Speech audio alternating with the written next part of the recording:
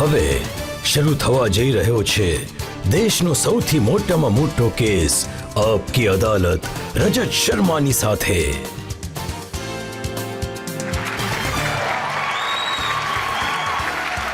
નમસ્તે, thank you. આપકી અદાલતમાં તમારું ખૂબ ખૂબ સ્વાગત છે. આપકી અદાલતમાં આજે મારા મહેમાન છે એક એવી વ્યક્તિ જે આપણા દેશના નોર્થ ઇસ્ટના હીરો છે. નોર્થ ઇસ્ટમાં સૌથી પ્રભાવશાળી નેતા આસામના મુખ્યપ્રધાન હિમાંતા વિશ્વ શર્મા.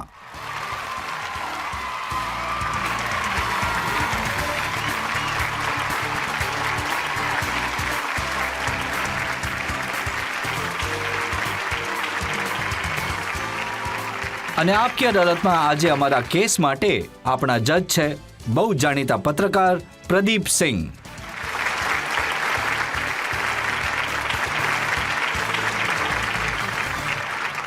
એ પહેલા કે આપણે આજનો કેસ શરૂ કરીએ, આજના જજ પ્રદીપ સિંહની પરવાનગી લઈએ આજની કાર્યવાહી શરૂ કરવા માટે. અદાલતની કાર્યવાહી શરૂ કરવામાં આવે.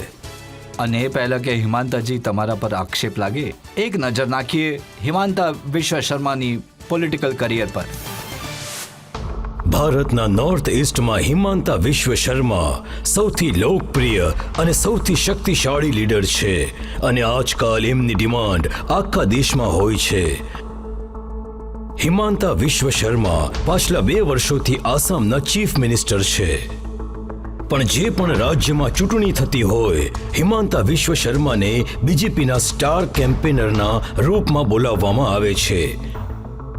હિમાંતા વિશ્વ શર્માએ પોતાની પોલિટિકલ કરિયર એક ફાયર બ્રાન્ડ સ્ટુડન્ટ લીડર તરીકે કરી હતી. આસામના ચીફ મિનિસ્ટર હિતેશ્વર સાયકિયાએ હિમાંતા વિશ્વ શર્માને કોંગ્રેસમાં સામેલ કર્યા અને બહુ ઇમ્પોર્ટન્સ આપ્યું. હિમાંતા આસામ વિધાનસભાની પહેલી ચૂંટણી હાર્યા, પણ 2001થી શરૂ કરી આજ સુધી જનુકબારી કોન્સ્ટિટ્યુઅન્સીમાંથી 5 વખત લગાતાર જીતતા આવે છે. આસામમાં તરુણ ગોગોઈની કોંગ્રેસ સરકારમાં હિમાંતા વિશ્વ શર્મા 3 ટર્મમાં કેબિનેટ મિનિસ્ટર રહ્યા. હેલ્થ મિનિસ્ટર તરીકે એમણે જબરદસ્ત કામ કર્યું. એ નોર્થ ઇસ્ટમાં કોંગ્રેસનો ચહેરો બની ગયા હતા. પણ 2015માં હિમાંતા વિશ્વ શર્મા બીજેપીમાં સામેલ થઈ ગયા. આસામમાં બીજેપીની સરકાર બનાવડાવી. 2021માં હિમાંતા વિશ્વ શર્માને બીજેપીએ આસામના મુખ્ય પ્રધાન બનાવ્યા. ગુવાહાટીની ગવર્મેન્ટ લો કોલેજમાંથી ગ્રેજ્યુએટ અને ગુવાહાટી યુનિવર્સિટીમાંથી ડોક્ટરેટ મેળવવાવાળા ડોક્ટર હિમાંતા વિશ્વ શર્મા આપકી અદાલતમાં આજે પોતાનો કેસ પોતે લડશે. તો આવો હવે આપણે શરૂ કરીએ આજનો કેસ. આપકી અદાલતમાં પહેલો આરોપ આસામના મુખ્યપ્રધાન હિમાંતા વિશ્વ શર્મા પર. આપકી અદાલતમાં આસામના મુખ્ય પ્રધાન હિમાંતા વિશ્વ શર્મા પર આક્ષેપ છે કે એ તક સાધુ છે. હિમાંતાજી, છત્તીસગઢના મુખ્ય પ્રધાન છે ભૂપેશ બઘેલ, તમારા જૂના સાથી છે. એમનું કહેવું છે કે કોંગ્રેસે આ માણસને શું નથી આપ્યું. શું આપ્યું મને? સરકારમાં પ્રધાન પદ આપ્યું, લીડર બનાવ્યા. રજતજી, પ્રધાન જનતા બનાવે છે, એમએલએ જનતા વોટ આપીને બનાવે છે. એમાં કોંગ્રેસનું શું છે? જો હું કામ ન કરું તો લોકો થોડી મારી વાત સાંભળે. બોલો. એ કહેતા હતા કે 22 વર્ષ કોંગ્રેસમાં રહ્યા, કોંગ્રેસને કારણે લીડર બન્યા અને ચીફ મિનિસ્ટર બનવા માટે જઈને બીજેપીના ખોળામાં બેસી ગયા. મારી આખી જુવાની મેં કોંગ્રેસ માટે સમર્પિત કરી. કોંગ્રેસે મને શું આપ્યું? તો છોડી કેમ દીધી? છોડવાનો સમય આવ્યો. હું મારી માને તો વેચી ના શકું ને. મારી માં તો આસામ છે, તો આસામના હિત માટે કોંગ્રેસને છોડવી પડી મારે, એટલે હસ્તે મોઢે છોડી દીધી. એ વખતે તો કહેતા હતા કે માં સોનિયા ગાંધી છે, ભાઈ રાહુલ ગાંધી છે. મારી માનું નામ તો મૃણાલિની દેવી છે. મેં ક્યારે પણ સોનિયા ગાંધીને મારા માં નથી માન્યા. હા, સોનિયા ગાંધી સારા છે, ત્યાં સુધી ઠીક છે, પણ જ્યારે કોંગ્રેસના લોકો કહે છે ને કે તમે ગાંધી પરિવારને દગો આપી દીધો છે, અરે ગાંધી પરિવાર અને હિમાંતા વિશ્વ શર્માના પરિવાર વચ્ચે ડિફરન્સ શું છે? હા, તમે પણ એક પરિવાર છો, રજત શર્માજીનો પણ એક પરિવાર છે. હા, they are not on higher pedestal. એ તો હંમેશા બહુ હાઈ પેડેસ્ટલ પર રહે છે. એ લોકો એમ સમજે છે. મને તો એમ નથી લાગતું. બિકોઝ મેં તો વાતચીત કરીને જોયું છે.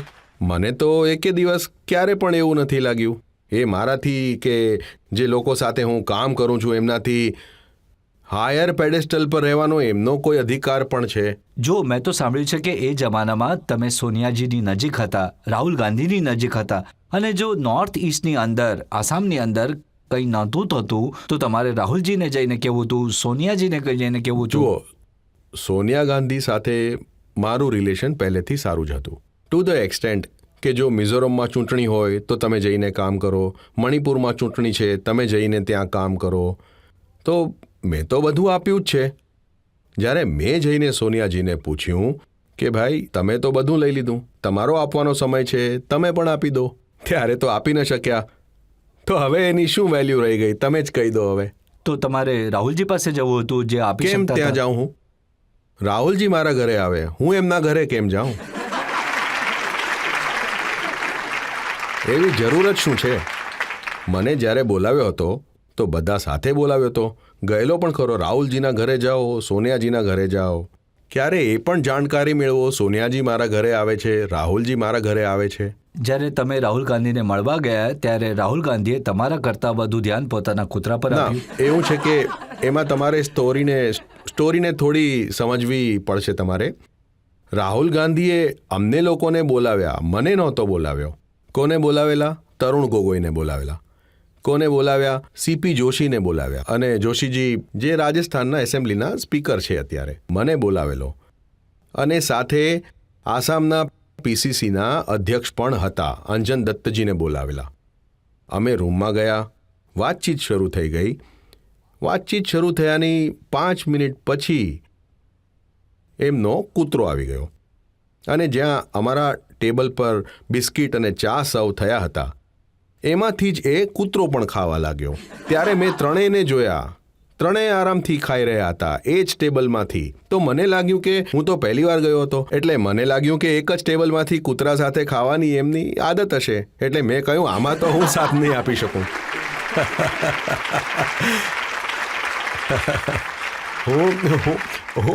હું તો આ રીતે ન ખાઈ શકું. એટલે મેં કહ્યું કે ચાલો ઠીક છે, હું બીજી વાર અહીંયા નહીં આવું. તો પછી રાહુલજીએ એ જ કૂતરા સાથે પોતાનો એક વિડીયો. હા, એ જ કૂતરો હતો. એ જ કૂતરો હતો. હા, એ જ કૂતરો હતો. પણ જ્યારે એમણે વિડીયો મૂક્યો તો લોકોએ તમારું નામ લખીને, કોંગ્રેસના લોકોએ લખ્યું કે જુઓ આ કૂતરો વધારે વફાદાર નીકળ્યો. જુઓ, આ વફાદારીનો હિસાબ હવે અહીંયા ક્યાંથી આવ્યો? હું કોઈ પાર્ટીમાં વફાદારી કરવા માટે થોડો જોઈન કરું છું. વફાદારીનો મતલબ શું છે? આ લોકો મને કોઈ પગાર આપે છે કે? આ આખું રજતજી, નોર્મલી તો એમ મનાય છે કે તમે આને થોડું ડિમિસ્ટિફાઈ કરો રજતજી. હા, રાહુલ એક કલીગ છે પોલિટિકલ પાર્ટીમાં. વફાદારી તો તમારા દેશને માટે હોય છે. આ વારે ઘડીએ આ કોંગ્રેસના લોકો, ખબર નહીં મગજમાં શું છે, વફાદારી. એ લોકોએ લીધા હશે ઉધાર રાહુલજી પાસેથી. મેં તો ઉધાર નથી લીધા. તો કઈ ચીજની વફાદારીની વાત છે? જો નોર્મલી એમ માનવામાં આવે છે કે જે કાંઈ કોંગ્રેસ છે એ ગાંધી પરિવારને કારણે છે. જે વોટ મળે છે એ રાહુલ ગાંધી, ના, સોનિયા ખોટી વાત ગાંધી. છે. કોંગ્રેસ જે કાંઈ છે એ મહાત્મા ગાંધી માટે છે. તમે લોકો નામ હાઈજેક કરીને બેઠા છો. આજે જે પણ કોંગ્રેસ છે, રાહુલ ગાંધી એક સમય માટે ગાંધી નામ એમાંથી કાપી નાખે. એ તો હાઈજેક કરેલું એક ટાઇટલ છે. સોનિયા ગાંધી પોતાના નામમાંથી ગાંધી કાઢી નાખે. કોઈ કોંગ્રેસ છે? આજે જે કોંગ્રેસ છે એ અહીંયા ફોટો લાગેલો છે એ મહાત્મા ગાંધીજીને માટે કોંગ્રેસ છે, બીજા કોઈ માટે નથી. નહીં તો કોંગ્રેસ ક્યાંથી હોય? ગાંધી પરિવાર છે, પણ એ ગાંધી પરિવાર આ ગાંધી પરિવાર નથી. એ કોંગ્રેસ તો મહાત્મા ગાંધી માટે છે. હિંમતજી મને પણ- આવીને હવે કોઈ ડિસ્પ્યુટ કરી જોવે. હું ડિસ્પ્યુટ કરું છું. જુઓ, જોઈએ તમે કઈ વાત પર મારી સાથે ડિસ્પ્યુટ કરો 24 છો. સપ્ટેમ્બર 2010 હિમંતા વિશ્વ શર્માએ ટ્વીટ કર્યું હતું. એમાં તમે લખ્યું હતું કે Rahul Gandhi will be prime minister of India in appropriate time. હા, ત્યારે મોદીજી નહોતા. 2014માં 2014માં મોદીજી કેમ ઇન ટુ પિક્ચર. ત્યારે તો અમે એવું જ વિચારતા હતા ને. 2010માં મારી ઉંમર શું હતી? અમારા મનમાં તો એવું થઈ ગયું હતું કે પેલા ઇન્દિરા ગાંધી, રાજીવ ગાંધી, રાહુલ ગાંધી, પછી પ્રિયંકા ગાંધીનો દીકરો, એવા કોન્સેપ્ટમાં તો હું પણ હતો. હું એ સ્વીકાર નથી કરતો ને. બધા લોકો જ્યારે નવી પાર્ટી જોઈન કરે ત્યારે પોતાની બધી જૂની ટ્વીટ ડિલીટ કરી નાખે છે. મેં તો હજી સુધી મારી એકે જૂની ટ્વીટ ડિલીટ નથી કરીને. મારી ટ્વીટમાંથી જ એ લોકો ખણખોદ કરીને આ બધું બોલે છે ને. જ્યારે મેં કોંગ્રેસ જોઈન કરી હતી ત્યારે ઘણા લોકો મને ઓળખતા પણ નહોતા. That day night I could have deleted all my tweets, old tweets. But મેં એટલા માટે ટ્વીટ ડિલીટ ન કરી કારણ કે મારા છોકરાને મારે બતાવીને જવું છે કે બેટા 2010માં તારા પપ્પા શું વિચારતા હતા અને આજે શું વિચારે છે. 2010માં ભારત આવું જ વિચારતું હતું, આજે ભારત એવું નથી વિચારતું. This is the changing picture of India. જે વાત તમને મારી ટ્વીટમાં દેખાશે. જો તમારા જે કોંગ્રેસના જૂના સાથીઓ છે એમનું તો કેવું છે કે તમારા ઉપર કેસીસ હતા, એ કેસમાંથી બચવા માટે, જેમ કે પવન ખેડાનો હું તમને એક્ઝામ્પલ બતાવું. એમણે કહ્યું કે નારદા સ્કેમમાં છે, શારદા સ્કેમમાં છે, બધામાં સામેલ છે અને આજકાલ એ ફેર એન્ડ લવલી બની ગયા છે. મારે તમને બે વાત કહેવી છે રજતજી. પહેલાં તો એ કે કોંગ્રેસનો કોઈ જૂનો સાથી મારી વિરુદ્ધ નથી બોલતો. બધા સાથે મારા સારા સંબંધ છે આજે પણ. કોઈ મારી વિરુદ્ધ કાંઈ નથી બોલતા. સેકન્ડ, મારા નામ પર કયો કેસ ચાલે છે, કયા દેશમાં, કઈ અદાલતમાં કેસ છે, અને એક એક્ઝામ્પલ આપીને તો બતાવો. હું પણ તમને કહી શકું છું તમે બોફોર્સમાં છો, પણ તમારે કાંઈ તો બતાવવું પડશે ને. તો ક્યાં છે એ જ પૂછતા તો હું પાગલ થઈ ગયો છું કે કોઈ કેસ નંબર તો બતાવો યાર. હું પણ જઈને ઓફિસરને પૂછીને આવું તેઓ છું. કહે છે કે નારદા સ્કેમમાં તમારા પર સીબીઆઈની રેડ પડી હતી. તમે સમજી લો, સીબીઆઈએ મને એઝ અ વિટનેસ ત્યાં બોલાવ્યો હતો. કોર્ટમાં ચાર્જશીટ લગાડી દીધું હતું Himanta Biswa Sarma as a witness while I was in Congress, not when I was in BJP. લોકો કહે છે કે ડરીને મેં બીજેપી જોઈન કરી છે. અને મને સીબીઆઈવાળાએ બોલાવ્યો હતો 2014માં. 2015 બિગિનિંગ જાન્યુઆરી સીબીઆઈએ કહ્યું કે આ અક્યુઝ નથી, આ વિટનેસ છે. ફેબ્રુઆરીમાં જઈને સોનિયા ગાંધીના હાથમાં કાગળ આપ્યો, જુઓ મેડમ હું સાવ ક્લીન છું. છતાં પણ તમે મારો પ્રોબ્લેમ રિઝોલ્વ નથી કરતા. અને પછી ઓગસ્ટમાં જઈને હું બીજેપી જોઈન કરું છું. રજતજી, વેન આઈ જોઈન બીજેપી એ વખતે પણ મારા નામ પર કોઈ કેસ નહોતો, આજે પણ કોઈ કેસ નથી. અને ભગવાનને પ્રાર્થના કરું છું કે ભવિષ્યમાં પણ મારા નામે કોઈ કેસ ના બને. લુઈસ બર્ગરનો કેસ પણ નથી મારા તમારા હિસાબે તો કોઈ કેસ નથી. એટલે મેં પોતે જઈને ફ્રન્ટેલ ગુવાહાટીમાં કેસ કર્યો. સુપ્રિયા શ્રીનાથે જે આ બધી- કોંગ્રેસના પ્રવક્તા છે એમણે આ કહ્યું કે બધી નાદાની છે. જો હું તમને બધું કહું છું, મારું નામ લઈને તરુણ ગોગોઈજીએ પહેલીવાર કહ્યું કે મારા નામ પર લુઈસ બર્ગરનો કેસ છે. મેં ગુવાહાટી સેશન કોર્ટમાં કેસ કર્યો. મેં કહ્યું ભાઈ ફક્ત મને કેસ નંબર આપી દો, મારા નામનો કેસ ક્યાં છે? તો ગોગોઈ સાહેબ નંબર ન આપી શક્યા. પછી કોર્ટે ગોગોઈ સાહેબને ઇન્જેક્શન લગાડ્યું કે આ વ્યક્તિની વિરુદ્ધ તમે નહીં બોલો, કમસે કમ ત્યાં સુધી કે જ્યાં સુધી તમે કોઈ કેસ નંબર નથી આપી શકતા. જો આ રીતે હું હવામાં વાત ફેલાવવાનું શરૂ કરું, આની વિરુદ્ધ આ છે, ફલાણું છે, ઢીકણું છે, તો તમારું ટ્વિટર છે, ટ્રોલ છે, બધું બની જશે. પણ હું તમારી અદાલતમાં ઊભો રહીને કહું છું કે ભાઈ મારા ઉપર કયો કેસ ચાલે છે જરા એ તો કહો, મને કાગળ તો બતાવો કોઈ. જુઓ સૌથી ઇન્ટરેસ્ટિંગ અને બીજું કે હું ડરવાવાળા લોકોમાંનો નથી. અને હું એ સિસ્ટમની અંદર હું નથી. મારું તો એવું છે, હું એ જ કહું છું રજતજી કે કોંગ્રેસથી હું ડરતો નથી અને કોંગ્રેસથી ડરવાની મારે જરૂર પણ નથી. અમે તો એક જ માણસ પાસેથી સાંભળ્યું તો હું ડરતો નથી, રાહુલ ગાંધી. જો રાહુલ ગાંધીની એક અલગ સિસ્ટમ છે. એટલા માટે નથી ડરતો કારણ કે એ કોર્ટમાં જતા રહે છે.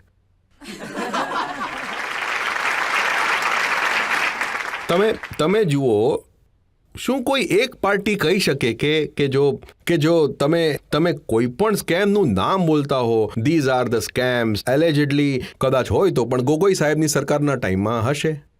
એ પોતે જ પોતાની સરકારને ગાળો આપવા નીકળી પડે છે. રાહુલજીએ પોતે તમારું નામ લીધું, એમણે ટ્વીટ કર્યું જેમાં અદાણીનું જે નામ છે, કયા હું પણ રાહુલ ગાંધીનું નામ તો હું પણ રોજ ટ્વીટ કરું છું. પણ એમણે લખ્યું કે જે 20,000 કરોડ રૂપિયા રાહુલ ગાંધીએ જે મારા નામમાં ટ્વીટ કર્યું એ તમે જોઈ લીધું બરાબર, પણ રાહુલ ગાંધીના નામમાં હું જે ટ્વીટ કરું છું એ પણ તમે જુઓ ને. તમે શા માટે આ ગાંધીઓને આટલા ઉપર ચડાવીને રાખો છો? કારણ કે એમણે 60 વર્ષ આ દેશ ઉપર રાજ કર્યું છે. ક્યાં રાજ કર્યું? દેશને બરબાદ કર્યો છે.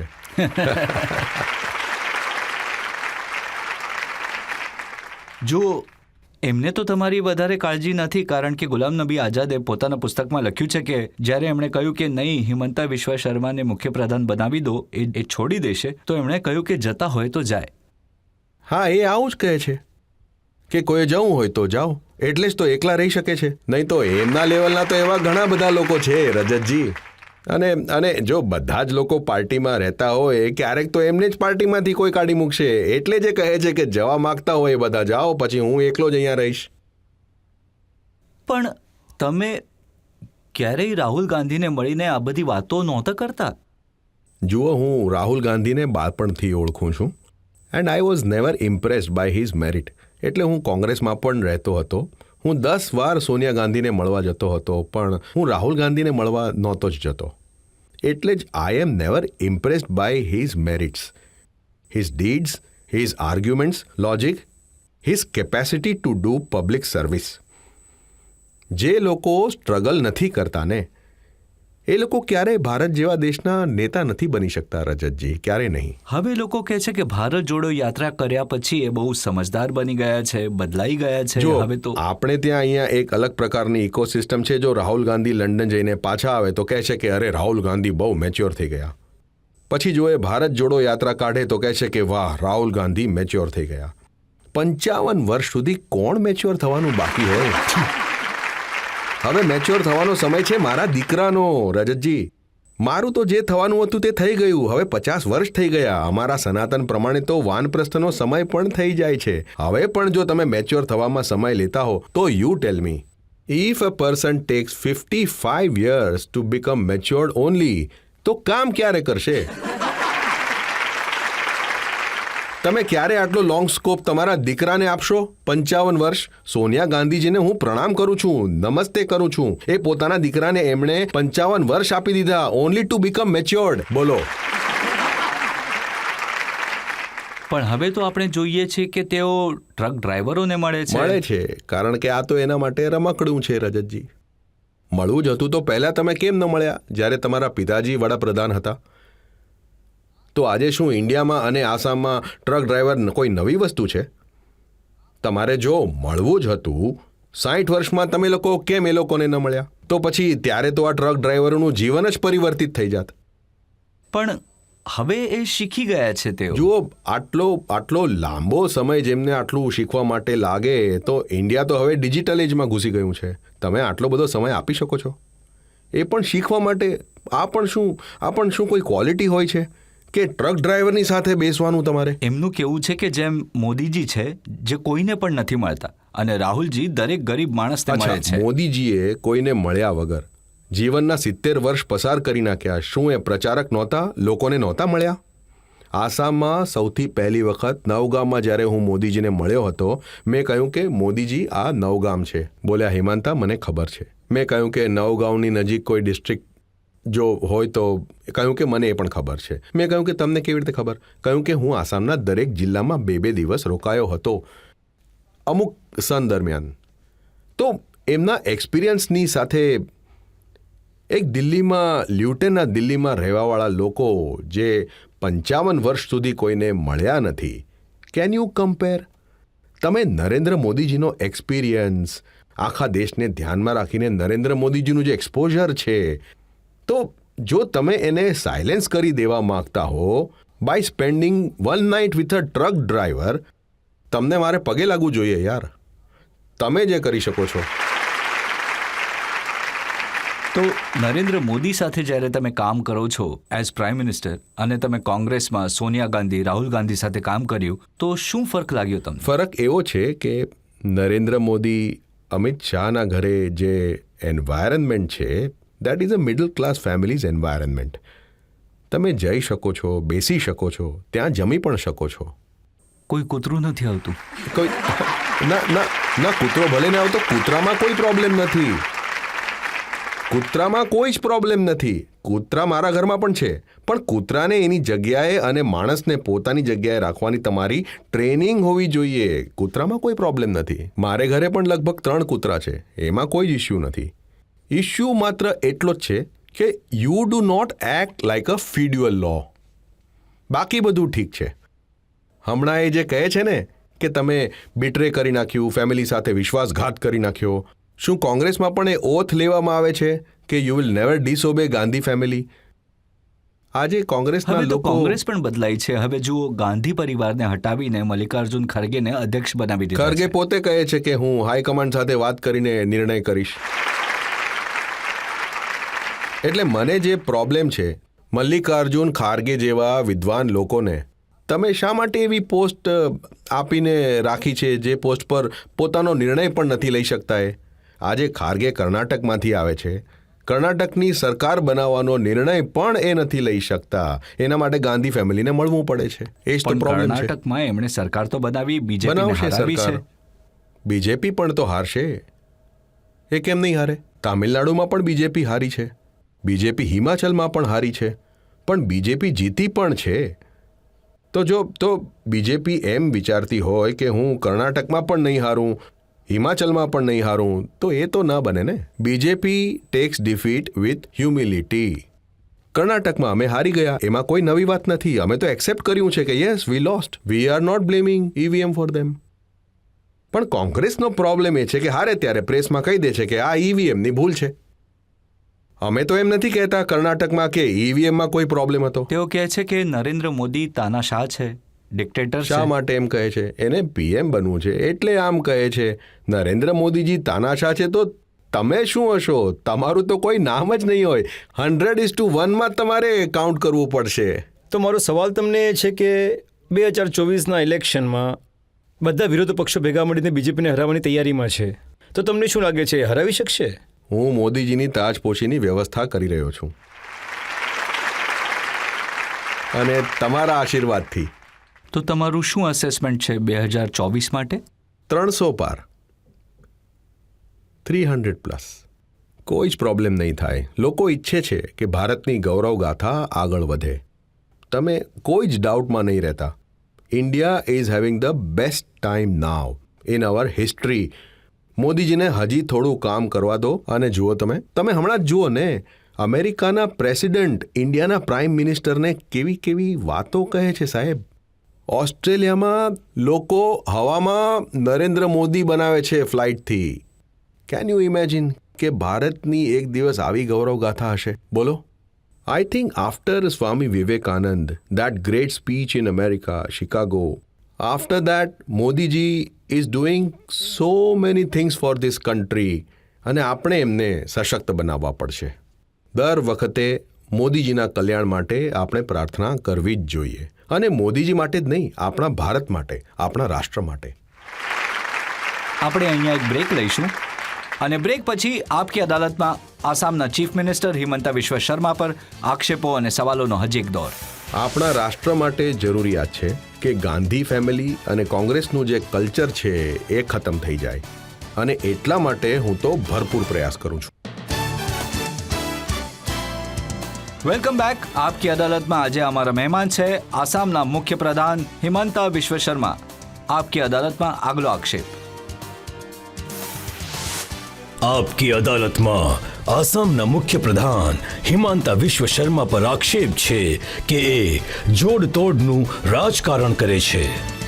હિમંતાજી, એક જમાનામાં એમએલએઝને ખરીદવા વેચવા માટે ક્યારેક ગોવા લઈ જતા હતા, ક્યારેક ખજુરાવ લઈ જતા હતા, પણ આજકાલ આસામ લઈ જવાય છે. માં કામાખ્યાજીના આશીર્વાદ લેવા માટે. આસામની સારી પબ્લિસિટી થઈ રહી છે. અત્યાર સુધી લોકોમાં માં કામાખ્યા વિશે થોડી ઘણી જાણકારી હતી. હવે વધારે જાણવાનું શરૂ કર્યું છે એટલે લોકો માતાના દરબારમાં જવા લાગ્યા છે. માના દરબારમાં જાય છે કે હિમંતાજીના દરબારમાં જાય છે? હું તો માનો દીકરો છું, મારો ક્યાં કોઈ દરબાર છે. હવે શિવસેનાના એમએલએઝને તોડવા માટે હિમંતા વિશ્વ શર્માએ એમના ખિસ્સામાં 50 ખોખા નાખી દીધા. જુઓ, મેં તો સાંભળ્યું નથી અને મને નથી લાગતું કોઈ મારા નામે આવું કરી શકે. એટલે આખા આસામમાંથી ભેગા કરું તોય આટલા પૈસા નહીં થાય. આખા અમારા આસામમાં તો કોઈ શુગર મિલ પણ નથી. આસામમાં તો કોઈ શરદ પવાર જેટલો મોટો લીડર પણ નથી જેનું આખું મોટું નેશનલ નેટવર્ક હોય. અમારો તો એક નાનો પ્રદેશ છે. અમારે ત્યાં તો ફક્ત બિહુના લાડુ, પીઠા, શીરો એ જ અમે લોકોને ખવડાવી શકીએ છીએ અને એ જ ખવડાવીએ છીએ. નહીં તો પછી આ શિવસેનાના એમએલએસ તૂટ્યા કેવી રીતે? એ લોકો તૂટ્યા હશે ઉદ્ધવજીથી નારાજ થયા એટલે. બીજી કેવી રીતે તૂટે? જો એક પાર્ટીમાં કોઈ તૂટતું હોય તો એની ભૂલ તો પાર્ટીમાં જ હશે ને. મેં સાંભળ્યું છે એ લોકો હોટેલમાં રહ્યા હતા, રાત્રે 12 વાગે હિમંતા બિશ્વા શર્મા ગયા અને ખેલ બદલી નાખ્યો આખો. જુઓ, ત્યાં જઈને એ લોકોને હું નથી મળ્યો. ત્યાં પ્રેસના એટલે તમારા લોકોમાંથી પ્રેસનું કોઈ ગયું હતું, કોઈને તાવ હતો એટલે મેં થોડી મદદ કરી હતી આઉટસાઇડ ધ હોટેલ. મેં તો ખાલી હોટેલવાળાને એટલું જ ફોન કરીને કહ્યું, જો ભાઈ જે પણ અહીંયા રહેતું હોય રહેવા દેજે, પણ જતી વખતે જોજો કે જીએસટી અને રૂમનું ભાડું પૂરું આપીને જાય. બસ અમારો ઘણો ફાયદો થઈ ગયો. હવે કેજરીવાલ ગયા હતા શરદ પવારને મળવા, તો એ કહેતા હતા કે અમારા એમએલએસને પણ આસામ બોલાવવામાં આવે છે. એમના એમએલએ લોકોએ પણ આવવું જોઈએ અને બને એટલું જલ્દી એ લોકોએ આવવું જોઈએ. હું તો આમંત્રણ પણ આપું છું, તમે કેજરીવાલજીને જલ્દી છોડી દો. તો આસામમાં હવે ભાવતાલ થાય છે એમએલએસનો. જુઓ, આસામમાં આવવાથી એમએલએસને તાકાત મળશે. ત્યાં માં આમાખ્યા છે, મહાપુરુષ શ્રીમંત શંકરદેવના ટીચિંગ્સ છે. આસામ આવવાથી તમને તાકાત જ મળશે. અને લક્ષ્મીજીના દર્શન પણ કરાવો છો એમને? એ તો અમારે લેવાના છે, અત્યારે તો અમારે આપવાના નથી. 10 વર્ષ પછીની વાત અલગ છે. અત્યારે તો તમે આવશો તો તમારી પાસે પણ હું માંગી લઈશ. અમારી ક્યાં તાકાત છે? 10 વર્ષ પછી કોશિશ કરી રહ્યો છું કે હું પણ આપવાની સિચ્યુએશનમાં આવી જાઉં. હમણાં ક્યાં છે અમારી તાકાત? પણ એ સાચું નથી કે આસામ પોલિટિકલ ટુરિઝમનું એવું સેન્ટર બની ગયું છે જેના વિશે લાગે છે કે દર વખતે આ મારા માટે ગર્વની વાત છે કે આસામ પોલિટિકલ કલ્ચરલ ટુરિઝમનું એક સેન્ટર બની રહ્યું છે. બનવું સારી વાત છે. જે પણ પાર્ટીના એમએલએને લાવવા હોય તમે લઈ આવો. આસામમાં હોટેલ બુક થશે. કોંગ્રેસને પણ ક્યાંકથી કોઈને તોડવા હોય તો એ પણ આસામમાં લઈ આવે. હું સિક્યુરિટી વગેરે આપી દઈશ. શું પ્રોબ્લેમ છે? It is a place. સારી જગ્યા છે, ટુરિસ્ટ પ્લેસ છે. લોકોને ખબર છે કે આસામનો લોકો ક્યારેય હોટેલની નજીક પણ નહીં આવે. અમારું કામ અલગ, તમારું કામ અલગ. It's a good place. Hotel Radisson છે ગુવાહાટીમાં, મે ફેર પણ ખુલી છે. જેને પણ ત્યાં આવવું હોય તે આવી જાય. કોંગ્રેસના એક નેતા છે કુમાર જયમંગલસિંહ, એમણે તો એક ફરિયાદ કરી છે કે આસામના મુખ્યપ્રધાને ઝારખંડની સરકારને પાડી દેવા માટે એમએલએસને 10-10 કરોડ ઓફર કર્યા છે. મારું તો ફક્ત એવું જ કહેવું છે કે આસામના સીએમ એ 10 કરોડ આપવા માટે મારે બજેટ પણ તો જોવું પડે ને. અમારા બજેટમાં છે શું? અમે લોકો બહુ જ હવે થોડી સ્થિતિ સુધરી છે. We are not very rich there. હવે આગળ જઈને થઈશું, મને પૂરો વિશ્વાસ છે. પણ જો કોઈને 10 કરોડનું સપનું હોય તો આસામમાં ન આવતા. આટલું વી કેન નોટ અફોર્ડ. અથવા એવું છે કે બીજે ક્યાંકથી પૈસા આવે છે અને આસામમાં ફક્ત એનો રસ્તો બને છે. આટલો સરસ મજાનો રસ્તો છે દિલ્હીથી મુંબઈ. તમે જરા મેપ જોઈ લો ને. ત્યાં ખૂણામાં જશે અને પછી ફરીને અહીંયા જ આવશે. These are completely. ઝારખંડના 3 એમએલએ પકડાઈ ગયા હતા પશ્ચિમ બંગાળમાં, જેમની પાસેથી કેશ મળ્યા હતા અને એ આસામ થઈને કેશ મળ્યા હશે, પણ એ અમાઉન્ટ 10 કરોડનો તો નથી ને. 7-8 લાખ રૂપિયા મળ્યા હશે ત્યારે. એમનું એક્સપ્લેનેશન એ આપે. અમારું શું? એ કોંગ્રેસના એમએલએ છે. અત્યારે તો એમનું જ બધું પડ્યું છે. મારી વાત એકદમ ક્લિયર છે કે જુઓ, ઝારખંડ હોય કે બાકી સ્ટેટ હોય, in any way through democratic election, Rajatji, ઝારખંડમાં અમે જ જીતીશું. અમે કેમ ઝારખંડમાં તોડફોડ કરીએ? It is just a patience waiting of another month. તમે જે અફવા ફેલાવી છે ને કે મેં 25 કરોડ જેટલા પૈસા ખર્ચા કર્યા છે ઇલેક્શનમાં, અત્યાર સુધી જે કામ 10 રૂપિયામાં થતું હતું એના મારા હાથમાં લોકો 100 રૂપિયાનું બિલ પકડાવી દેશે કે તમારી પાસે પૈસા છે એમ કહીને આપી દેશે બિલ. પોલિટિશિયનની તો એવી જ પબ્લિસિટી થવી જોઈએ કે આની પાસે પૈસા છે જ નહીં. કે જો આજકાલ ચર્ચા છે સચિન પાયલટની, ક્યાંક એ પણ આસામનો રસ્તો નહીં પકડી લે ને? આટલું જુઓ, બિચારાનું એટલું હ્યુમિલિએશન થયું કે એની જગ્યાએ હું હોત તો મેં છોડી દીધું હોત. કરે જ નહીં હોય તો સડતા રહો. જો સચિન પાયલટજી બીજેપીમાં આવે, કોંગ્રેસમાં જાય કે બીજે ક્યાંય, આઈ એમ નોટ ઇન્ટરેસ્ટેડ. કારણ કે હું રાજસ્થાનનું પોલિટિક્સ બહુ વધારે પડતું ફોલો નથી કરતો. નોર્મલ જેટલું હું ટીવીમાં જોઉં છું. પણ જે વાત હવે ટીવી પર આવીને કહી રહ્યા છે, ઠીક છે, તમે બીજેપીમાં જોઈન કરો, તમારી પાર્ટી કરો, પણ આટલું હ્યુમિલિએશન કેવી રીતે લઈને તમે સડી શકો? મને તો મગજમાં જ નથી આવતું. સચિન પાયલટના વિશે વારંવાર એ સાંભળીએ છીએ કે એમણે જે બળવો કર્યો હતો એ પણ બીજેપીએ સપોર્ટ કર્યો હતો એટલે કર્યો હતો. જો બીજેપીને સપોર્ટ કરવાથી એક વ્યક્તિ જો બળવો કરી શકતી હોય તો તમે એને પાર્ટીમાંથી કાઢી નાખો. તમે એને પાર્ટીમાં કેમ રાખી છે? એ વ્યક્તિના મનમાં કોઈ દુઃખ વગર ખાલી બીજેપી બોલવાથી એ શું બળવો કરી નાખશે? રાજેશ પાયલટનું પાર્ટીમાં કોઈ કોન્ટ્રીબ્યુશન નહોતું. રાજેશ પાયલટના કોન્ટ્રીબ્યુશન વગર આસામમાં કોડ થયો હતો, મિઝોરમમાં કોડ થયો હતો. રાજીવ ગાંધીનું આટલું મોટું નામ મળેલું without contribution of Rajesh pilot. તો એમના દીકરાએ બળવો કર્યો એટલે કહી દીધું કે બીજેપીની સાથે છે. મતલબ whoever will try to speak anything at all against the Gandhi family or the establishment, તમારા ઉપર થપક સિક્કો મારીને આરોપ લગાડી દેશે. અરે ભાઈ, આવી રીતે દેશ ચાલે છે? હવે જુઓ, કર્ણાટકમાં તો એમને સારી વ્યવસ્થા કરી લીધી. અઢી વર્ષ સિદ્ધારમૈયા અને ડીકે શિવકુમારની વચ્ચે. 2.5 વર્ષ ક્યાં સરકાર ટકે છે? લોકસભા પછી ક્યાં આ બધી સરકાર રહેશે? એ તો તમે જ કહી શકો છો. ના, તમારો આટલો 30 વર્ષનો નહીં, એ તો એ એક્સપિરિયન્સ છે વાત ને. પર ડિપેન્ડ કરશે કે કેટલા લોકો આસામ આવશે. Do you think that this government has expiry date after Lok Sabha ચૂંટણી? મને તો નથી લાગતું. તો શું થશે પછી? એ તૂટી જશે. બીજું શું? કોઈ બીજું મુખ્ય પ્રધાન બની જશે. બીજું શું? જનતામાંથી કોઈ સવાલ પૂછવા માંગે છે? તમે હમણાં જ કહ્યું હતું કે મમતા બેનર્જીજી તમને ચા બનાવીને પીવડાવે છે, તો હું એ જાણવા માંગુ છું કે તમારા આટલા સારા મિત્ર કેવી રીતે બન્યા? આમ તો એમ કહેવામાં આવે છે કે લગભગ કોઈની દોસ્ત બનાવતા નથી. અમે બધા એક સાથે કોંગ્રેસમાં હતા ને, એટલે મારા સંબંધ બધા સાથે સારા છે. હું બધા સાથે સંબંધ બનાવીને રાખું છું. દરેક જણ દર વખતે મને કામમાં આવે છે, એટલે હું વ્યક્તિગત સંબંધ કોઈની સાથે ખરાબ નથી કરતો. તો આ બધા જે સંબંધ છે ક્યારેક ક્યારેક કામ આવે છે પાર્ટી તોડવામાં? ક્યારેક કામ પણ આવે છે, ક્યારેક ઉલટું પણ થાય છે. ક્યારેક કામ આવે છે, ક્યારેક પ્રોબ્લેમ પણ થાય છે. આને જુઓ, એમની સાથે સારા સંબંધ છે, ક્યારેક ડાઉટ પણ આવે છે. બંને બાજુ આવું થાય છે. આ ડબલ એજ સ્વોર્ડ છે. હવે પ્રમોદ તિવારી કહેતા હતા કે આ બધા કામ હિમંતા એટલે કરે છે કે મોદીજીને માખણ મારવા માંગે છે, અને એટલું માખણ લગાડ્યું કે આસામમાં માખણ ખલાસ થઈ ગયું. જુઓ, મારું ફક્ત એટલું કહેવું છે, મોદીજીની જગ્યાએ છે, વડાપ્રધાન છે, દેશના નેતા છે, પણ રાષ્ટ્ર માટે જરૂરી છે કે ગાંધી ફેમિલી અને કોંગ્રેસનું જે કલ્ચર છે એ ખતમ થઈ જાય. તો એના માટે તો હું ભરપૂર પ્રયાસ કરું છું. જો પ્રમુખ તિવારીજી આવું હોય તો મારી સાથે ફોન પર વાત કરે. આપણે હજી એક બ્રેક લઈએ.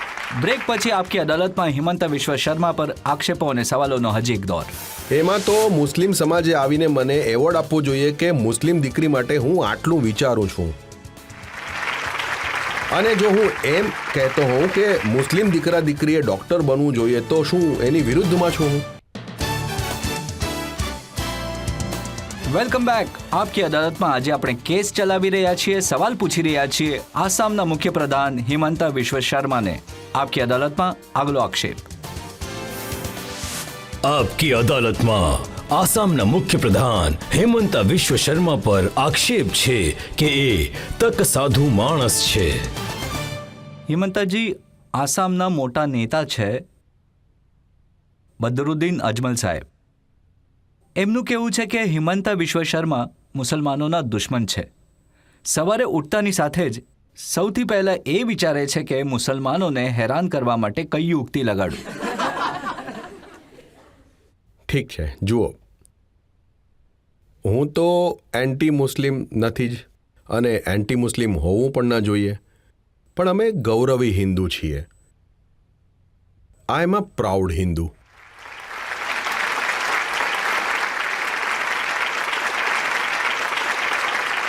પ્રાઉડ હિન્દુ હોવાનો એ મતલબ થોડો છે કે 600 મદ્રેસાઓ બંધ કરી દો, પછી 300નું બીજું લિસ્ટ બનાવી લો, બધી મદ્રેસાઓ બંધ કરી દો. હિન્દુ ઈચ્છે છે કે બધાનું ભલું થાય. મારા મનમાં આ જ છે કે મુસલમાન દીકરા દીકરીઓ મદ્રેસામાં જઈને પોતાની લાઈફને બરબાદ કરી નાખે છે. તો એક શુદ્ધ સનાતની હોવાને હિસાબે હું મુસલમાનોનું ભલું ઈચ્છું છું. એટલે જ હું વિચારું છું કે મદ્રેસા બંધ થઈ જાય એ જ સારું રહેશે. દરેક મુસલમાન દીકરા દીકરીએ ડૉક્ટર એન્જિનિયર બનવું જોઈએ. હિમંતાજી, મુસલમાનનો દીકરો શું બનશે, ક્યાં ભણશે, એ તમે થોડી નક્કી કરશો, એમને નક્કી કરવા ઠીક દો છે, ને. નક્કી તો એ લોકો કરશે, પણ હું જેટલું તમે મદ્રેસા contribution- બંધ કરશો તો એ ક્યાં જુઓ, ભણશે? જુઓ, નક્કી તો એમના માતા પિતાએ જ કરવાનું છે. ઇકોસિસ્ટમ બનાવવી એ મારું કામ છે. તો મેં એક ઇકોસિસ્ટમ બનાવી દીધી છે કે ભાઈ તમારી અહીંયા સ્કૂલ છે, કોલેજ છે, તમે જાઓ અને ડૉક્ટર બનો, એન્જિનિયર બનો. તો એ ઇકોસિસ્ટમ બનાવવાનું કામ મારું છે. નિર્ણય લેવાનું કામ એના માતા પિતાનું છે, કોઈ મુસલમાન પોલિટિશિયનનું નથી. એવું તો નથી ને કે મદ્રેસામાં ભણેલા લોકો ડોક્ટર એન્જિનિયર નથી બનતા, મદ્રેસામાં ભણેલા નથી લોકો બનતા, ક્યાં બને છે? તમે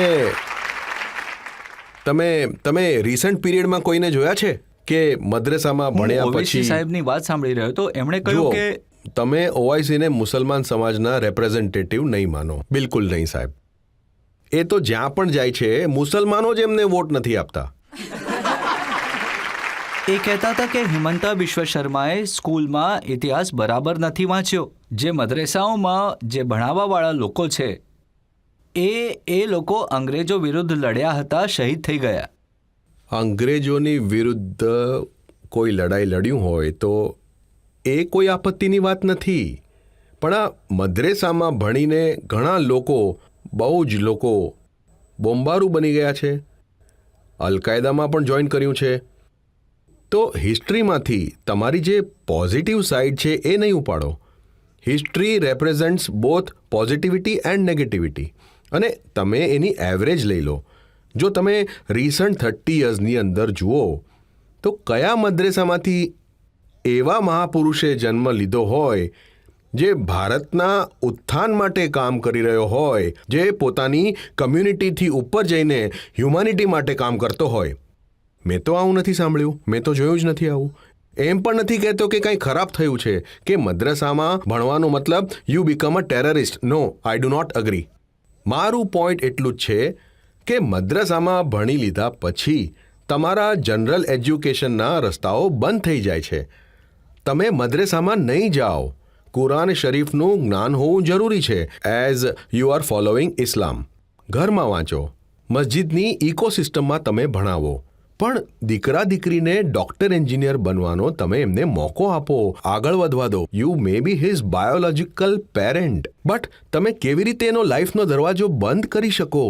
જો એમની ઈચ્છા હોય તો આફ્ટર 16 યર્સ કે મારે થિયોલોજીકલ સ્કોલર બનવું છે, એ પોતાની રીતે મદ્રેસામાં ભણી લેશે, પણ બાળપણમાં તમે મદ્રેસામાં નહીં મોકલો એમને. Keep his options open. જો તમે કહી રહ્યા છો કે તમે એમનું ભલું ઈચ્છો છો, સ્ટુડન્ટ્સનું એમ ભલું ઈચ્છો છો કે જે લોકો મદ્રેસાઓમાં ભણાવે છે એમના માટે કાયદો બનાવશો કે એમણે પોલીસ સ્ટેશનમાં રિપોર્ટ કરવું પડશે? જુઓ, એ એક સિચ્યુએશન ડિમાન્ડ કરે છે. એટલે અત્યારે હાલ તો આસામમાં અમે અલ કાયદાના જેટલા મોડ્યુલ પકડ્યા છે, 54 મોડ્યુલ્સ, એન્ડ 54 મોડ્યુલ્સમાં જ મદ્રસા teachers coming from outside Assam એમનું ઇન્વોલ્વમેન્ટ છે. તો એટલા માટે જ મેં મદ્રેસા કમિટીને કહ્યું છે કે બહારથી જે કોઈ આવતું હોય સ્ટેશને એને રજિસ્ટર કરાવી દો, so that we can do due diligence of his character from the other governments. અને ઘણી વખત બાંગ્લાદેશી સિટીઝન પણ આસામમાં આવીને મદ્રસામાં આવીને કામ કરે છે. રજતજી, અલ કાયદાનો મોડ્યુલ ડેવલપ થાય છે અને એને કારણે આખો સમાજ બદનામ થાય છે. એટલે જ unlike the impression in outside Assam, આસામમાં અમે લોકો સમાજની સાથે, એમની સાથે વાત કરીને જ આ બધા નિર્ણયો લઈએ છીએ. અને એટલે જ આસામમાં આજે કોઈ પણ કમ્યુનલ પ્રોબ્લેમ નથી. મુસલમાનો પણ મારી વાત માને છે, કામને માને છે, અને હું પણ એ લોકોને સેમ રિસ્પેક્ટ આપું છું. એમને રિસ્પેક્ટ આપશો પણ ફ્રીડમ નહીં આપો. તમે કહો છો કે 4 લગ્ન કરવા પર પણ મને આપત્તિ છે. બહુ જ આપત્તિ છે, બહુ જ આપત્તિ છે. મારી દીકરીને, તમારી અને મારી દીકરીને શું આપણે એવા માણસ સાથે પરણાવીશું કે જેની ઓલરેડી 3 પત્નીઓ છે? જે કામ હું મારી દીકરી સાથે જો ન કરી શકું તો એ કામ મુસલમાનની દીકરી સાથે પણ ન થવું જોઈએ. પણ તમે એને રોકી ન શકો. આ એમની મરજી છે. શરીયતમાં ના, અલાઉડ ના, છે, જુઓ, તમે ઇસ્લામમાં એવું અલાઉડ નહીં છે. બોલો. એવું નહીં બોલો તમે. આ દેશમાં એક એપીસમેન્ટનું એક તૃષ્ટિકરણનું કારણ કહી દેવામાં આવે છે રજતજી, જેને રોકી શકાતું નથી. હું એને રોકીને જોઈશ. એ જ. હા, I'll stop them by the force of લો.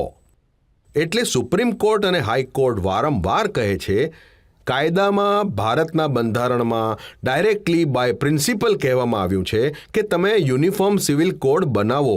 કોંગ્રેસે લોકોના મગજમાં નાખી દીધું છે કે you can not reform Muslim personal law. Indian constitution directs, not advises. Indian constitution directs all political people, including the people in government, to work and to bring reform in Muslim personal law.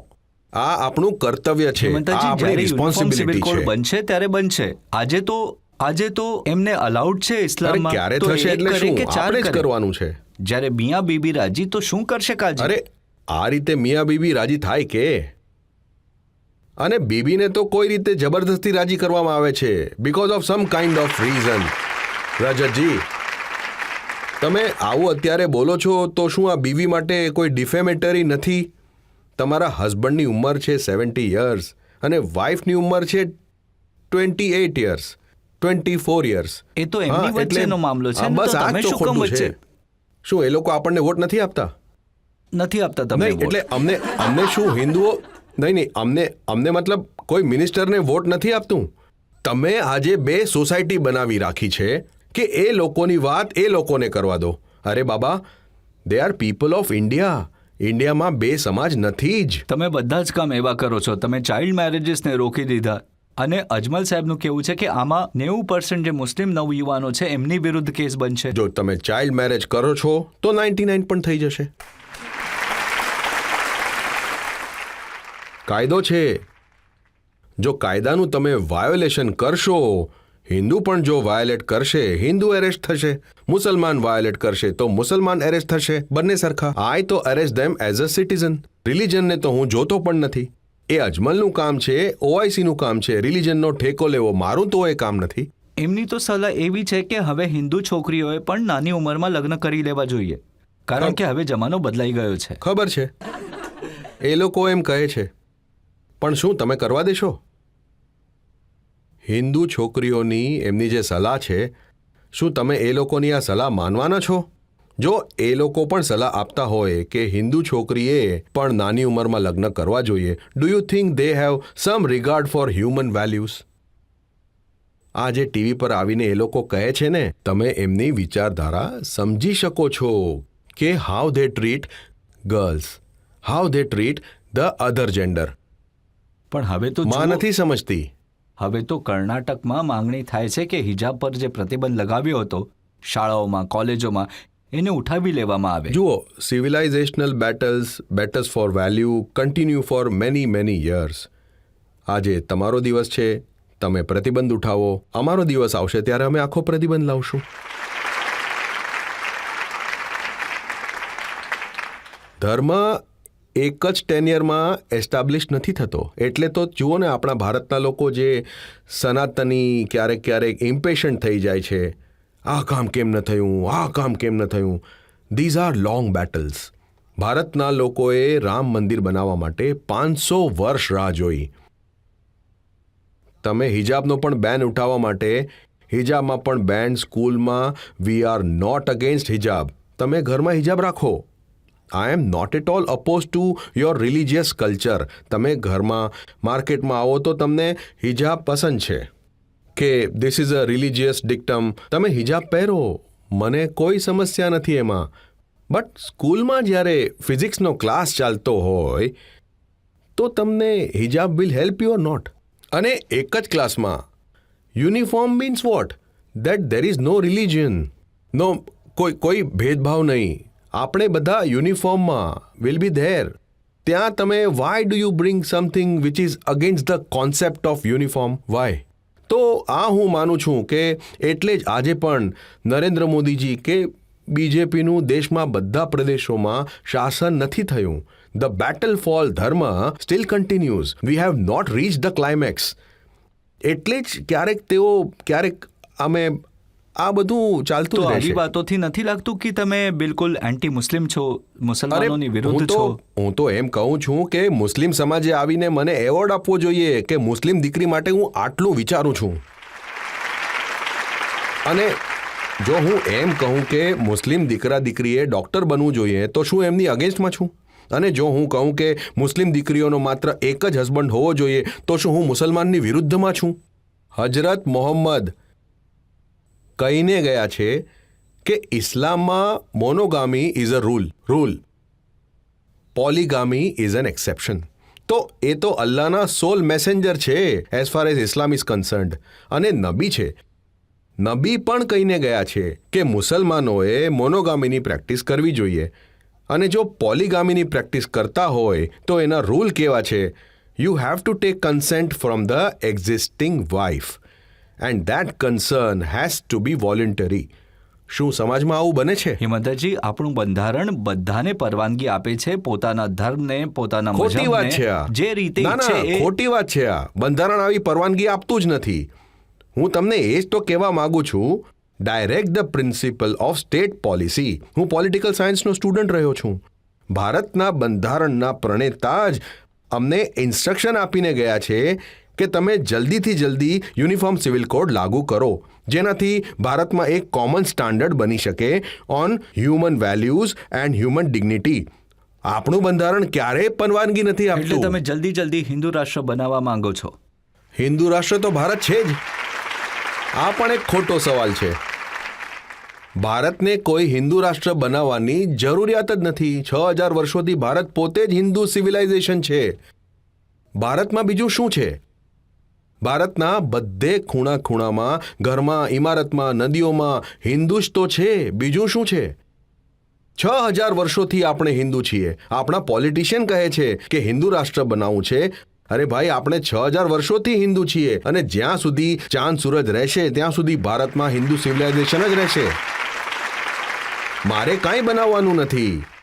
મારા ઋષિ મુનિઓએ હિન્દુ સભ્યતાનો એટલો મોટો strong hold બનાવીને મને આપ્યો છે, પણ જે હિન્દુ તુચ્છ જ ધર્મ નહીં. તો સર્વધર્મ સંભાવમાં વિશ્વાસ રાખે છે.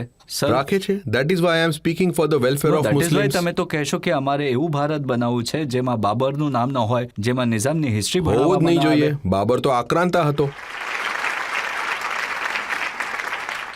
હવે બાબરનું નામ કેમ હોય? એ તો આક્રાંતા છે. આક્રાંતાનું નામ કેમ હોય? આક્રાંતાનું નામ હોલ ઓફ ફેમમાં કઈ રીતે હોઈ શકે, રજતજી? પણ તમે નામ અમે તો એપીજે અબ્દુલ કલામનું હંમેશા નામ રાખીશું. અમને મુસલમાનો સાથે કોઈ પ્રોબ્લેમ નથી. APJ Abdul Kalam is worshipped by millions of Indians every day.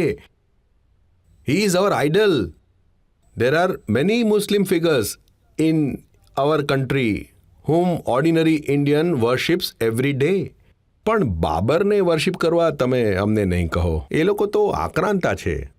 જો આ અજમલ સાહેબ જે છે એમણે બહુ સારી વાત કરી છે. એમણે કહ્યું કે મોદીજી તો ઈચ્છે છે કે દેશના મુસલમાનો વોટ આપે, બીજેપીની સાથે ઊભા રહે, પણ આ હિમંતા અને યોગી આદિત્યનાથ આ બંને મુસલમાનોને દૂર કરી દે ઇન છે. માય કેસ હું જે કરી રહ્યો છું, 10 વર્ષ પછી જોજો, 15 વર્ષ, 20 વર્ષ પછી that tussle will be there. But એક સમય એવો આવશે જ્યારે મુસલમાન ફક્ત બીજેપીને વોટ આપશે. કમસે કમ મુસ્લિમ મહિલાઓ કોઈને વોટ નહીં આપે. Let this battle continue for 20 years.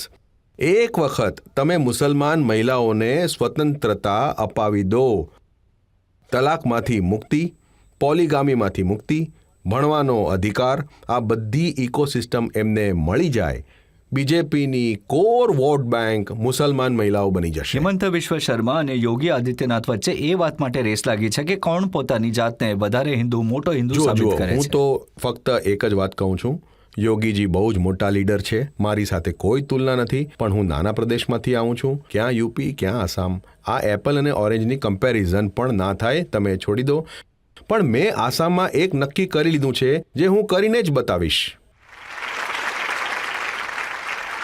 તો આપણે હજી એક બ્રેક લઈશું અને બ્રેક પછી આપકી અદાલતમાં હિમંતા વિશ્વ શર્મા પર આક્ષેપો અને સવાલોનો હજી એક દોર. એમણે કહ્યું કે મેં હિમંતાજીને કહ્યું કે તમે દિલ્હી આવો, મારા ઘરે આવો. હું તો રાહ જોઈ રહ્યો છું. મારી કારમાં તમને બધી જગ્યાએ નહીં, ફેરવીશ. કારમાં નહીં. એમણે પહેલી વાત કરી છે ઘરે તમને જમાડીશ, પછી કારમાં બેસાડીશ. તો હું તો રાહ જોઉં છું because I want to see his big mansion first.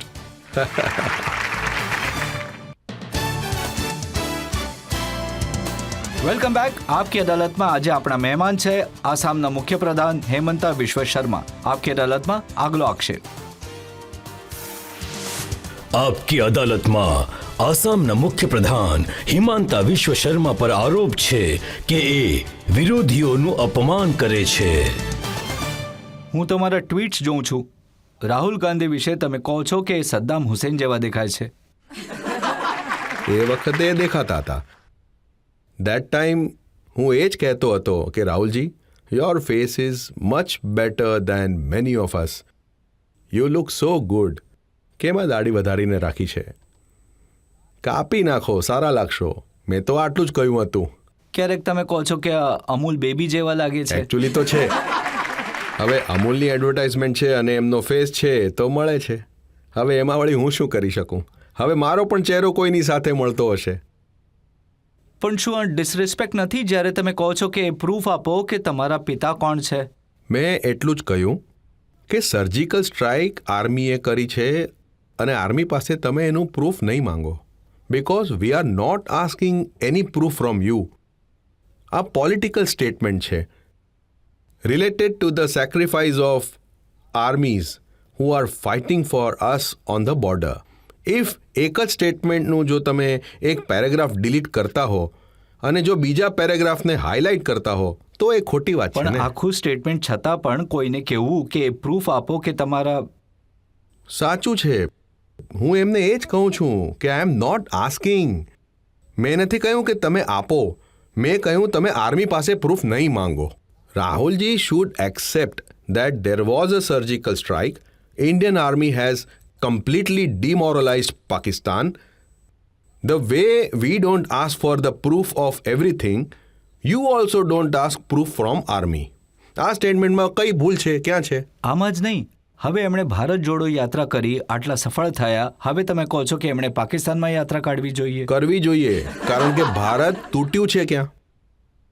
ના, તમે મને પૂછો 1947માં ઇન્ડિયા તૂટી ગયું બિટવીન ઇન્ડિયા એન્ડ પાકિસ્તાન. જો કોઈને પણ ભારત જોડો યાત્રા કાઢવી હોય તો પાકિસ્તાનમાં જ કાઢવી પડે ને. ભારતમાં શા માટે કાઢે? India is United. અને છતાં પણ તમારે કાઢવી જ હોય તો તમે નાગાલેન્ડમાં કરો, જ્યાં there is a demand for secessionism. થોડી ઘણી આસામમાં કરો, ત્યાં પણ આલ્ફા સોવરેનિટી ડિમાન્ડ કરી રહ્યા છે. પણ સાઉથ ઇન્ડિયાના લોકો ક્યારે પણ સોવરેનિટી ડિમાન્ડ નથી કરતા, તો ત્યાં કેમ કરી રહ્યા છો? તમને રાહુલ ગાંધી સાથે પ્રોબ્લેમ શું છે? મને શું પ્રોબ્લેમ હોય?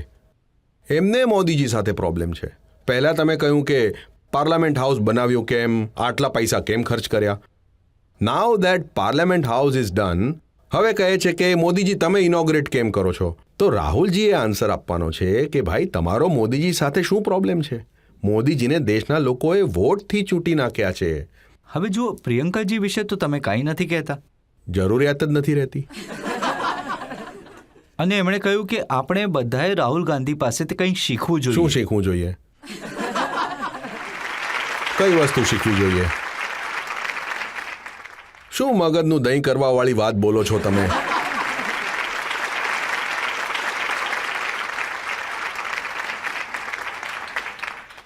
કોઈ એક વાત તો બતાવો જે એમની પાસેથી શીખવી જોઈએ. શું એ કોઈ ડિબેટિંગ કોમ્પિટિશનમાં ગોલ્ડ મેડલિસ્ટ છે? ના, એમણે કહ્યું કે તપસ્વી છે. એ વળી કેવા તપસ્વી છે? જો હું 1996ના જાન્યુઆરીમાં જાલુકબારી કોન્સ્ટિટ્યુઅન્સીમાં ચૂંટણી હાર્યો, 2001 સુધી જ્યાં સુધી હું ન જીત્યો ત્યાં સુધી ત્યાં તપસ્યા કરી બેઠો રહ્યો. તમે અમેઠીથી કેરળ કેમ ભાગી ગયા? તમે ભગાવી દીધા. એટલે કેમ ભગાવી દીધા એમને? જે અમેઠીએ તમારા પિતાને એમપી બનાવ્યા, તમને એમપી બનાવ્યા, તમે એકવાર હારી ગયા તો એટલા નારાજ થઈ ગયા અમેઠીના લોકોથી. યુ આર નોટ એ. તમારી પાસેથી કોઈ શીખે?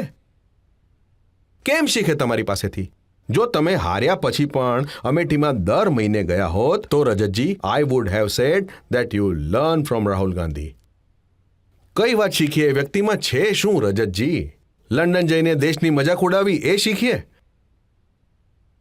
કઈ વાત શીખવી જોઈએ તમે જ કહો ને. મોદીજીને પાર્લામેન્ટમાં જઈને ચુંબન કરવાની કોશિશ કરે એ શીખવું જોઈએ? હા,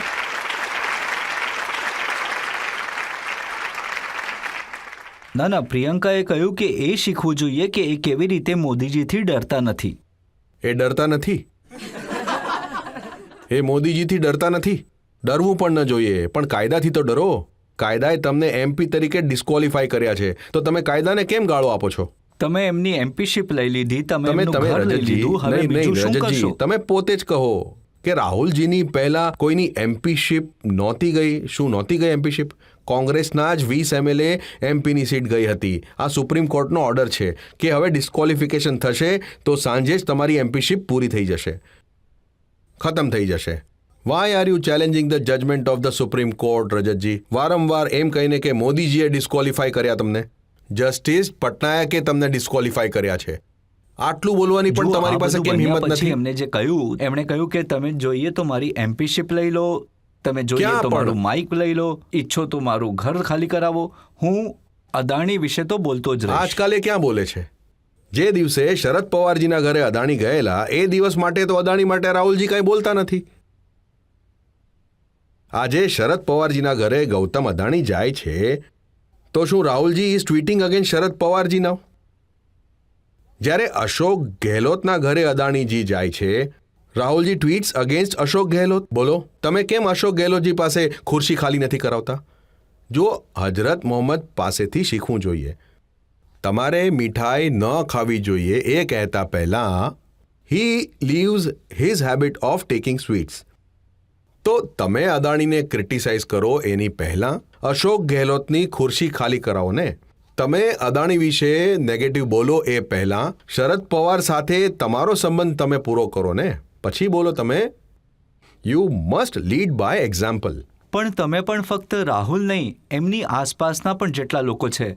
પવન ખેડાને એમણે સ્પોક્સપર્સન બનાવ્યા, તમે એમના માટે આસામની પોલીસ મોકલી આપી. જો હું કોઈ કાયદા બહારનું કામ કરીશ તો મારી પાસે પણ પોલીસ આવી જશે.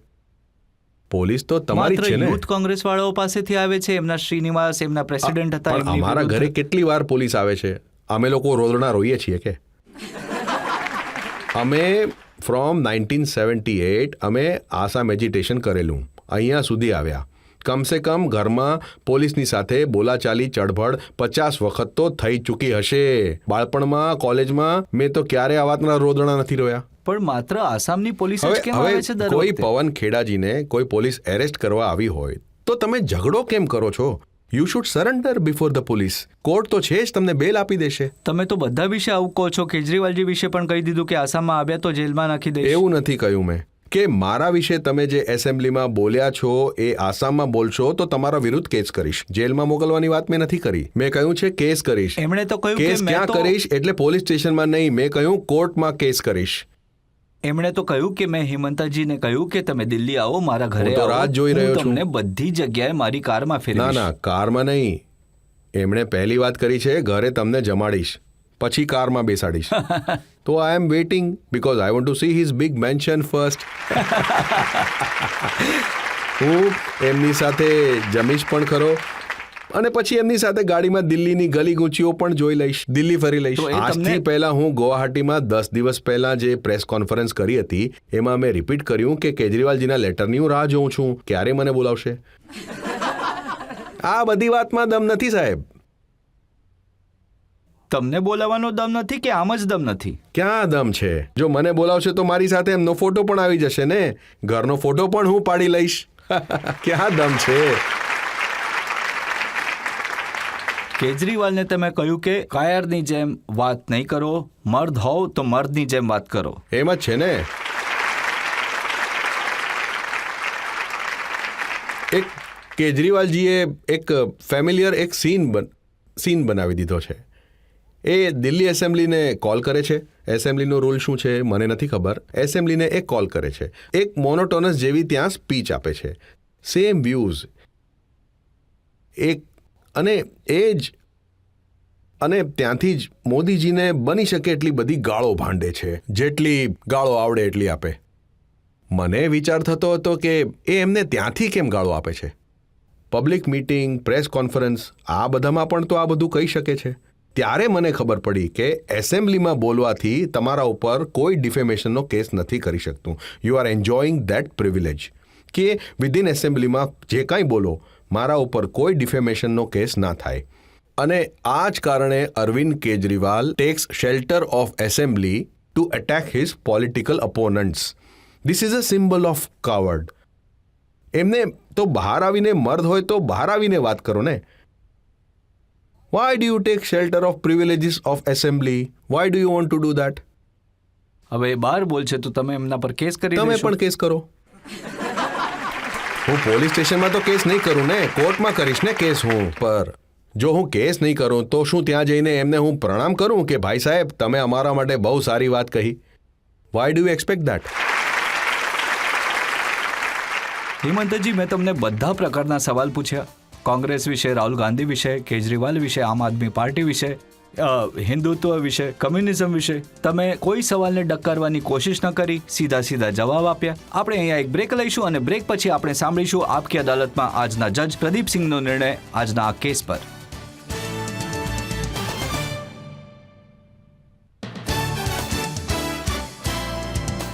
Welcome back. આપકી અદાલતમાં આજે આપણે કેસ ચલાવ્યો આસામના મુખ્યપ્રધાન હિમંત વિશ્વ શર્મા પર. હવે સમય છે આપકી અદાલતમાં આજના જજ વરિષ્ઠ પત્રકાર પ્રદીપસિંહના નિર્ણયનો. આસામના મુખ્યપ્રધાન હેમંત વિશ્વ શર્મા અલગ પ્રકારના નેતા છે. કોંગ્રેસથી ભાજપમાં આવ્યા અને ભાજપની વિચારધારાને એ રીતે આત્મસાત કરી લીધી જે રીતે દૂધમાં ખાંડ ભળી જાય છે. હવે લાગતું જ નથી કે એ પહેલાં કોંગ્રેસમાં રહ્યા પણ હોય. ઘણા ભાજપના પ્રધાન છે, જોઈને એમ લાગે કે કોંગ્રેસમાંથી તો નથી આવ્યા ને. લોકશાહીમાં કોઈ પણ નેતા માટે અમુક ક્વોલિટી બહુ જરૂરી હોય છે અને એ બહુ દુર્લભ હોય છે કે કોઈ એક નેતામાં બધી ક્વોલિટી હોય. જેમ કે એનો જનાધાર હોવું, એમનું સ્પષ્ટ અને ધારદાર વક્તા હોવું, એમનું વિઝનરી હોવું, પોતાના સ્ટેટને માટે કે જ્યાં પણ સત્તામાં હોય, સ્ટેટમાં, કેન્દ્રમાં, ત્યાં એક વિઝન હોવું પોતાના સ્ટેટને ડેવલપ કરવા માટે, અને એને લાગુ કરવાની ક્ષમતા સાથે પ્રશાસનિક કુશળતા. આ બધું હિમાંતા વિશ્વ શર્મામાં એક સાથે છે. પણ હિમાંતા વિશ્વ શર્માએ એક વસ્તુનું નિશ્ચિત રૂપે ધ્યાન રાખવું જોઈએ કે એ પોતાના સ્પષ્ટ વ્યક્તપણામાં ક્યારેક વિવાદના શિકાર થઈ જાય છે અથવા શિકાર થાય એવું લાગે છે. એનાથી એમણે બચવું જોઈએ. બહુ ઓછા સમયમાં એમનું એક નેશનલ સ્ટેચર બની ગયું છે.